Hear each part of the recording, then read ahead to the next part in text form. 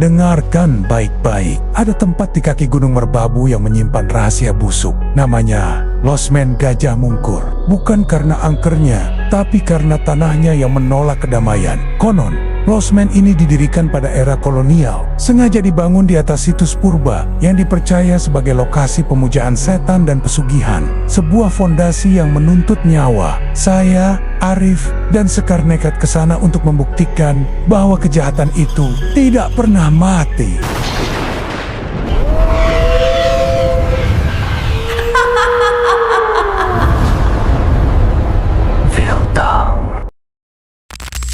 Kami tiba tepat saat kabut turun, tebal dan dingin. Losmen itu rumah panggung kayu, besar, dengan arsitektur Jawa kuno yang megah tapi terabaikan. Begitu pintu depan yang menjulang tinggi dibuka, aroma dupa, kayu lapuk, dan bau kotoran kuda yang aneh tercium kuat. Aroma itu terasa menusuk, seolah kami baru saja memasuki rumah yang ditinggalkan, tapi ia masih bernapas. Kami bertemu dengan pemiliknya, seorang nenek tua kurus dengan mata yang selalu terlihat sayu dan terpejam sebagian. Ia menerima kami tanpa ekspresi, hanya meminta kami tidak mengganggu kamar nomor 3, tempat yang kami sewa. Kamar nomor 3 bilik tumbal, begitu penduduk lokal menyebutnya, terletak di ujung koridor. Disinilah, konon, para pemilik Losmen masa lampau melakukan ritual tumbal pesugihan yang melibatkan nyawa anak-anak tak berdosa agar kekayaan mereka langgeng. Kamar itu gelap, berdebu tebal, dengan ranjang kayu kanop yang tiangnya diukir motif yang samar-samar, terlihat seperti wajah-wajah meringis. Saya meletakkan tangan di dinding, rasanya dingin, dan entah sugesti atau bukan, saya merasa dinding itu sedikit bergetar, seolah ada sesuatu yang terperangkap di dalamnya. Sekar mulai gelisah. Aku tidak suka ini, Rif. Ada energi yang menekan, seperti ada banyak anak kecil menangis, bisiknya. Arif yang merekam mencoba bersikap wajar, tapi wajahnya pucat. Kami menemukan keanehan pertama. Di sudut kamar, di bawah papan lantai yang sedikit terangkat, ada sehelai kain batik usang berwarna merah darah. Kami tidak berani menyentuhnya. Disinilah kami mulai merasa aneh. Walaupun kami bertiga ada di sana, rasanya ada yang lain. Terkadang, saya melihat bayangan Sekar yang memudar di tepi penglihatan, seolah ada entitas lain yang berdiri terlalu dekat di sampingnya. Kami belum melihat apa-apa, tapi kami sudah mencium ketakutan.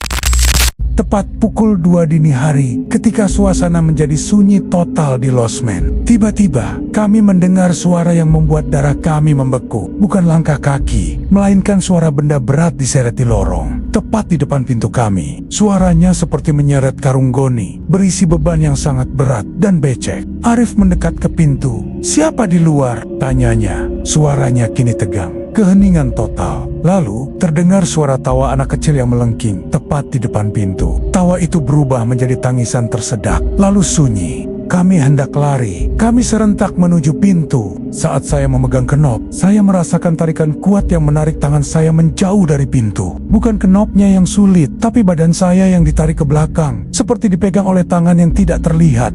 Di saat yang sama, bau bangkai samar yang kami cium di awal kini berubah menjadi bau anyir dan kotoran busuk yang luar biasa menyengat, seolah kamar itu adalah septic tank terbuka. Bau itu menenggelamkan kami. Kami tersikik, baik oleh bau maupun tekanan atmosfer. Sekar menjerit. Ia menunjuk ke pojok kamar. Di atas meja rias yang entah sejak kapan memiliki cermin kusam, ada jejak tangan kecil, kotor, dan berdarah menempel di permukaan cermin.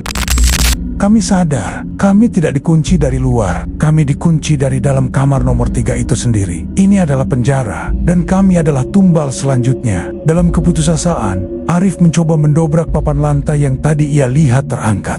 Ketika papan itu terbuka paksa, kami menyorotkan senter ke bawah. Yang kami lihat bukan tanah, melainkan lubang kecil berisi air kotor, dan di dalamnya mengapung sehelai kain merah tua yang ternyata adalah kebaya lusuh. Dan di samping kebaya itu, ada seonggok tulang-tulang kecil yang sudah menghitam. Kami tidak perlu penjelasan. Kami tahu, kami berdiri di atas kuburan, dan aroma menyengat yang kami hirup bukanlah bangkai, tapi sisa-sisa dari ritual yang tidak pernah selesai. Kami berhasil keluar dari kamar itu, berlari sekuat tenaga di koridor yang kini terasa begitu panjang. Kami melewati nenek pemilik Losmen yang masih duduk di kursi goyangnya membelakangi kami. Saya berteriak memintanya minggir. Nenek itu tetap diam, Kami harus melewatinya. Saat saya berhasil melompatinya, saya melihatnya di lantai kayu di bawah kursi goyang nenek. Ada genangan kecil air berwarna merah yang baru saja menetes. Dan suara yang kami dengar saat kami berlari menjauh bukanlah derap kaki kami, melainkan suara tawa anak kecil yang jauh lebih banyak, menggema dari setiap dinding kayu losmen. Kami tidak pernah kembali. Kami membuang kamera itu di sungai. Kami selamat, tapi kami tidak memenangkan apa-apa. Beberapa hari kemudian, saya mencari tahu tentang lokasi tepat Gajah Mungkur. Saya menemukan catatan kepolisian lama. Losmen itu disita negara karena kasus pembunuhan berantai di masa lalu. Terkait hilangnya anak-anak desa, losmen itu seharusnya sudah rata dengan tanah sejak tahun 70-an. Disegel. Lantas, apa yang kami temui semalam? Kami kembali ke lokasi itu.